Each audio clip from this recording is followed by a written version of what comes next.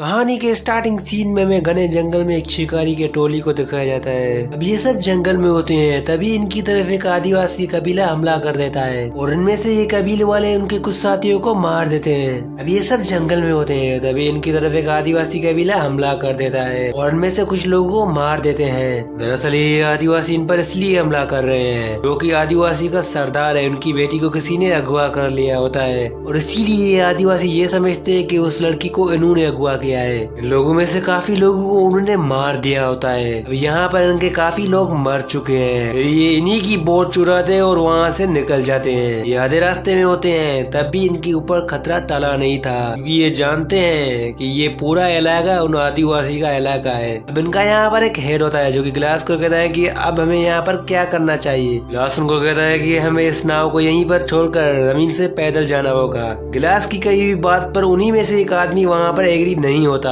वो बोलता है कि अगर हम जमीनी रास्ते से गए तो वो आदिवासी हम पर हमला करेंगे और जमीन का रास्ता बहुत लंबा है और हमें घर पहुंचने में तकरीबन 3-4 हफ्ते लग जाएंगे। लेकिन उन्हीं में से एक कैप्टन होता है जो कि इनका बोलता है कि मैं इस जंगलात के सारे रास्ते को जानता हूँ। साथियों ये भी कहता है कि तुम लोगों को घर पहुँचाना मेरी जिम्मेदारी है और मैं आपको सेफली घर पहुँचा दूंगा। अब वो ये डिसाइड करते हैं कि वो जमीनी रास्ते से जाएंगे।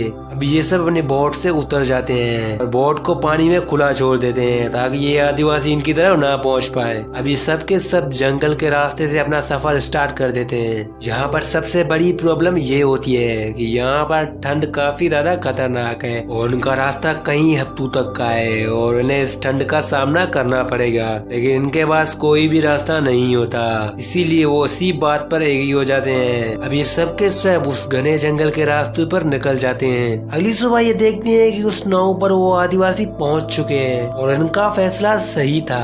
और वहाँ पर वो आदिवासी पाते हैं कि इनकी बोट वहाँ पर खड़ी हुई होती है और आदिवासियों को ये पता चल गया था कि ये जंगल के रास्ते से पैदल जाएंगे। तभी इनमें से एक आदिवासी जो कि अपने सरदार को कहता है कि इनके निशानात वेस्ट की तरफ जा रहे हैं। वो सभी आदिवासी उन निशानों को फॉलो करते हुए वेस्ट की तरफ निकल जाते हैं। दूसरी तरफ हम उन शिकारियों को देखते हैं जो कि तेजी से अपना ट्रेवल कर रहे हैं और एक जगह पर वो अपना टेंट लगाते हैं और उधर ही सो जाते हैं। अगली सुबह ग्लास सबसे पहले उठता है, वो अपनी बंदूक उठाता है और जंगल में टहलने के लिए निकल जाता है। अभी उन्हें ऐसा लगता है कि उसके आसपास कोई है और ग्लास अलर्ट हो जाता है वहाँ पर। वो जैसे सामने की तरफ देखता है तो पाता है कि वहाँ पर एक भालू है। उससे पहले वो उस भालू को गोली मारे, इससे पहले ही वो भालू उस पर हमला कर देता है। ग्लास की बंदूक गिर जाती है और उसे भालू पूरी तरह से जख्मी कर देता है। ग्लास बहुत जख्मी होता है, फिर वो कैसे भी करके अपनी गन तक पहुँच जाता है और उस भालू को वहीं पर ही गोली मार देता है। लेकिन ये भालू बहुत ताकतवर है, इस गोली का उन पर कोई भी इफेक्ट नहीं होता और भालू फिर से उस पर अटैक करता है और वो ग्लास को वहीं पर ही छोड़ता है और वहाँ से चला जाता है। लेकिन तभी उसके साथी ढूंढते ढूंढते उस तक पहुँच जाते हैं। वो जैसे पाते हैं तो वहाँ पर ग्लास जमीन पर पड़ा हुआ है और उसके गले से काफी ज्यादा खून निकल रहा होता है। दरअसल उस भालू ने बहुत बुरी तरह से उसके गर्दन पर काटा था, जिसकी वजह से उन्हें काफी ज्यादा खून निकल रहा था और इसका पैर भी टूट चुका है, यानी कि वो चल भी नहीं सकता। वही हम दूसरी तरफ देखते हैं कि वहाँ पर आदिवासी आग जलाकर रात को बैठे हुए होते हैं। वहाँ पर वो आदिवासी प्लान कर रहे होते हैं कि इनको कैसे भी करके मारना है हमें। दूसरी तरफ हमें दिखाया जाता है कि वहाँ पर ग्लास के लिए एक स्ट्रेचर बना देते हैं और उस पर ग्लास को बैठाते हैं और फिर वहाँ से निकल जाते हैं। लेकिन आगे बहुत चढ़ाई वाला रास्ता होता है जिससे ग्लास को ऊपर ले जाना बहुत डिफिकल्ट है। तभी इनमें से एक आदमी होता है जो कि सबको बोलता है कि ग्लास के मुंह पर एक कपड़ा रखो।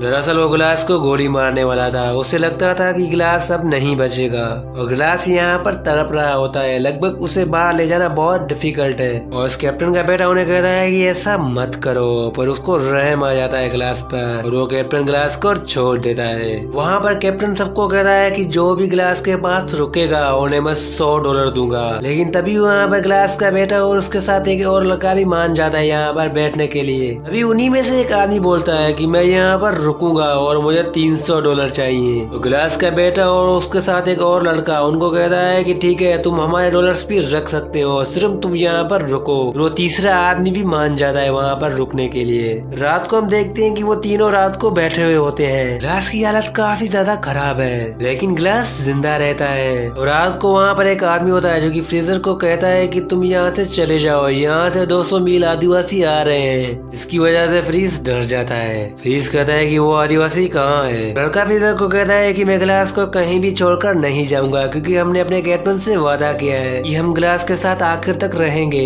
इसके बाद फ्रीज ग्लास को बहुत बुरी तरह से घसीटते हुए आगे लेकर जा रहा था और वो ग्लास को सीधा एक गड्ढे की तरफ लेकर जा रहा था और वो ग्लास को उस गड्ढे में रखकर ऊपर से मिट्टी फेंकने लगता है। फ्रीज उस लड़के को कहता है कि हमें पता है कि ये 2-3 दिन में मर जाएगा और इसके मरने के बाद हम अपने डॉलर्स कैप्टन से जाके लेंगे। और वो ग्लास की तरफ कुछ मिट्टी फेंकता है, फिर वो वहाँ से चला जाता है और उस लड़के को भी कहता है कि तुम भी मेरे साथ आओ। और उस लड़के को भी खतरा है, अगर वो लड़का यहाँ से नहीं गया तो वो आदिवासी इनकी तरफ पहुँच जाएंगे। इसकी वजह से वो लड़का फ्रीज के पीछे चला जाता है और ग्लास को वहीं पर ही छोड़ के। उसे ये नहीं पता होता है कि फ्रीज झूठ बोल रहा है, आसपास में कोई भी आदिवासी नहीं है और अब यहाँ पर ग्लास अकेला है और वहाँ पर तड़प रहा है। और इधर के पास ग्लास कैसे भी करके उस गड्ढे से निकलता है और रगड़ता रगड़ता एक जगह पर जाता है जहाँ पर एक ढांचा पड़ा होता है और उस ढांचे में से एक हड्डी तोड़ता है और उस हड्डी में से वो सूखा हुआ मांस निकालता है, फिर उसे खाता है। फिर वो रगड़ता रगड़ता पहाड़ी के एक चोटी पर आ जाता है और जैसे नीचे देखता है तो पता है कि वहाँ पर एक नदी है। फिर वो कैसे भी करके इसी हालत में उस नदी पर पहुंच जाता है। फिर वो जैसे वहाँ पर पानी पीता है, वो जो भी पानी पीता है वो उसके गर्दन से निकल रहा होता है क्योंकि उसकी गर्दन आधी कटी हुई थी। ग्लास वहाँ पर कैसे भी करके आग लगाता है, फिर वो वहाँ पर थोड़ी देर के लिए सो जाता है। ग्लास काफी दिन तक उस नदी पर रहता है और वो वहाँ पर घास खाता है और उसके साथ पानी भी पीता है, जिसकी वजह से वो यहाँ पर जिंदा था। अभी वहाँ पर एक आदिवासी उनकी तरफ पहुँच जाता है, लेकिन वो उससे पहले ग्लास को मारे।